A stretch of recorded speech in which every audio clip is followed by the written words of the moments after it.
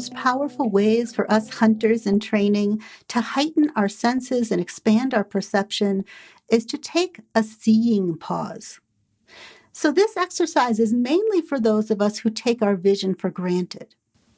If you're sighted like me, then there's a good chance that by temporarily giving your busy eyes a break, you will open yourself up to an entirely new world and enhance your hunter skills. If you're significantly visually impaired, you've likely already cultivated many of the abilities and skills that this exercise is designed to strengthen. For instance, you've probably learned to tell a whole lot about people that you meet simply by listening to the sound of their voice, or sensing the touch of their hand, or feeling into the energy of their body or personality. You've likely become a good multitasker, able to hear and observe many things at once, selecting out the sound cues that matter to you most. You may be really good at sensing the emotional states of those around you by hearing beneath their words and into the tone of their voice. And you've probably become very resourceful, able to navigate spaces and do all kinds of things that a sighted person could not do, at least not without significant training. If you've spent significant time outdoors, you've probably also cultivated a powerful and direct connection with nature, benefiting from the fact that your eyes have not been able to distract you from the sounds of the crickets or the songs of the birds or the pitter-patter of the falling rain. So as I mentioned earlier, you may not need to do this exercise at all. This may be more of an invitation for you to share your gifts with those whose full spectrum perceptual potential have actually been limited by their vision. However, if you do have some vision, albeit limited, you may still benefit from this exercise. Some people with low or limited vision can experience their confidence going up and down along with their vision. So on a bad vision day, they may choose not to venture out, whereas on a good vision day, they may feel more empowered to engage more freely with the world around them.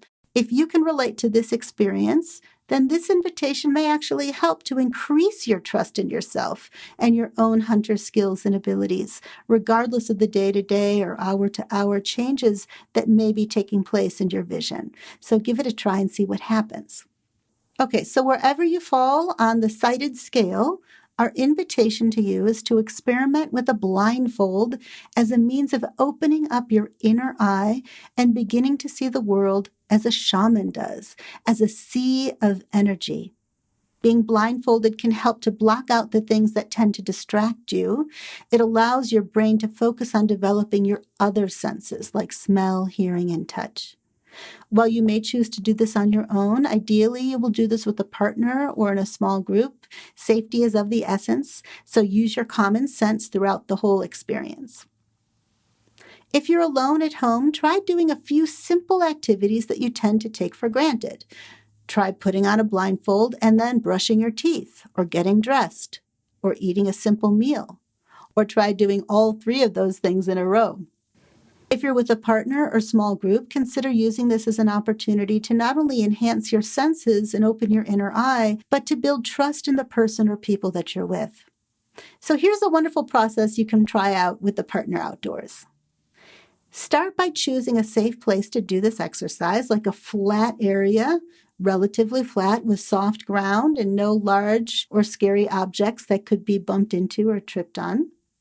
Choose one of you to wear a blindfold. Make sure that their blindfold is secure but not too tight, and that the person who is blindfolded feels safe, comfortable, and ready to begin the exercise. Make sure they also know they can stop it anytime they choose. Now hold hands with your partner. Be open to the blindfolded person asking for the kind of experience that they want and feel ready for.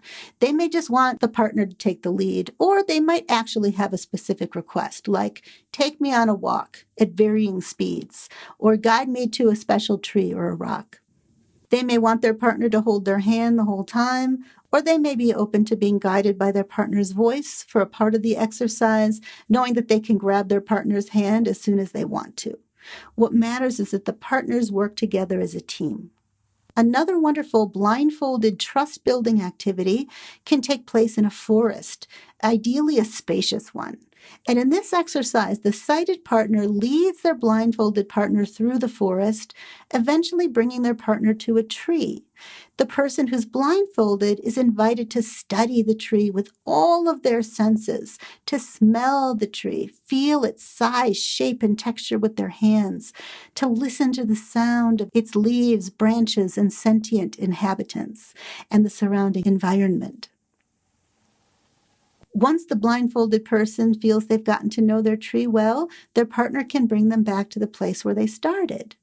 When the blindfold is removed, the person who was once blindfolded is invited to find their tree, relying on all of their senses. These are just two examples of ways you can experiment with the blindfold outdoors. But simply sitting or lying down outdoors for a period of time while wearing a blindfold can be a super powerful, life-changing experience. So use your creativity and imagination, and of course, be safe. If because of weather or other reasons you're not able to do these partner exercises outside, just adapt them to indoor environments. For example, you and your partner might want to literally create an obstacle course inside of a room, just by arranging the furniture in such a way that will safely challenge someone who's wearing a blindfold. Just make sure there are no sharp corners for them to bump into. And then when ready, the partners can go on opposite sides of the room and one puts on the blindfold. The non-blindfolded partner then gives instructions with their voice, guiding their partner across the room and towards them in a way that makes sure that they don't bump into anything. In this exercise, instead of being on opposite sides of the room, the partners can make their way through the room together, the blindfolded closely following the non-blindfolded. Whatever you do, and wherever you do it, just be sure that each partner gets to experience being the guide and the person who's blindfolded. Also, make sure that each of you get the opportunity to notice how it is to see after your blindfold has been removed. As your sight slowly returns to you, be open to the possibility that you're even more aware of the majesty of the natural world. You may feel a deep calm has come over you as a result of this experience, or that your breath has been impacted in some way, deepened, slowed down, or enlivened. You may have experienced fear arising while wearing your blindfold and a huge relief as soon as it's taken off. Or you may have experienced the opposite, that you felt surprisingly safe while wearing the blindfold, and as soon as you took it off and started to perceive with your outer eyes, your level of anxiety or the activity of your mind actually intensified. You may feel a deep and lasting letting go and a kind of trust that you haven't experienced before, or an increased sense of connection and belonging to the environment that you're in, or a special closeness to your partner, or an anxious attachment to your partner if they had a difficult time guiding you in a way that made you feel safe. Be open to whatever comes up for you. You may have experienced a different kind of seeing during your blindfolded experience that you're still in touch with. Perhaps you had unexpected visions thanks to your inner eye, or memories surfaced for you that you hadn't thought of for years. Beautiful ones, painful ones, frightening ones, heart-opening ones. You may find that you're seeing things in greater detail than you did before. The dewdrops on the leaves, the freckles on your skin, each blade of grass, ants scurrying around on the ground.